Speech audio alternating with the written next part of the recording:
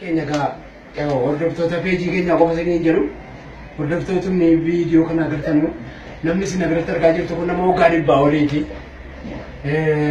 Nama fakkii awwalan barreessuudhaaf nama fakkii awwalan barreessuudhaaf nyaata keessaa isaan hangafaati jechuu dandeessanii maqaan isaanii Sheekh Khadir Gabbaraa jedhamu.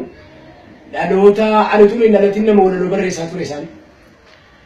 Achi keessaa kanaan dura waa'ee Haji kanan dura waa'ee hajji isaan akkana jedhan jennaan birrii amma kuma birrii tokkuma torbaatamaa sitti erginaa jettanii gariinis kan natti ergitan jirtu ani immoo kuma 30tti dabalee yoo rabbi jedhee kun amma isaanitti kennaa yoo rabbi jedhee adda baankiin cufaadha ayyaana mootummaa caamsaa 20 waan ta'eef irra baankiin na jalaa cufamee ganama kun birriin isaan dhaqqaba inshaallah birriin kun libbi Aji keessanis indaqoo biiznillaahi ta'ala akkuma isaanitti jiran kanas ilaalaa Rabbiin bakka qusatee guyyaa addaatiin isin ga'ee du'aa hidhuu kadhaa taasisis.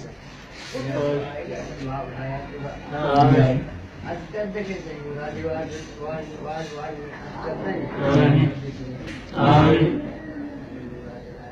Amin. Amin. Amin. Amin. Amin. Amin. Amin. Amin. Amin. Amin. Amin. Amin. Amin.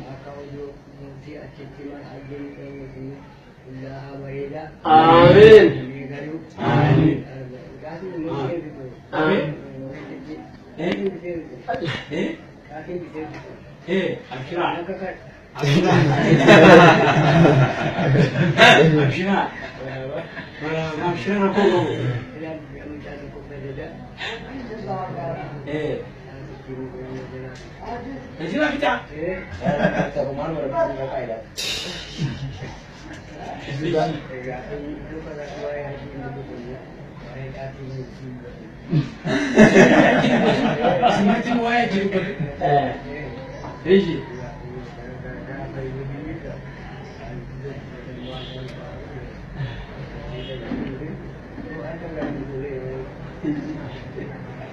Raja.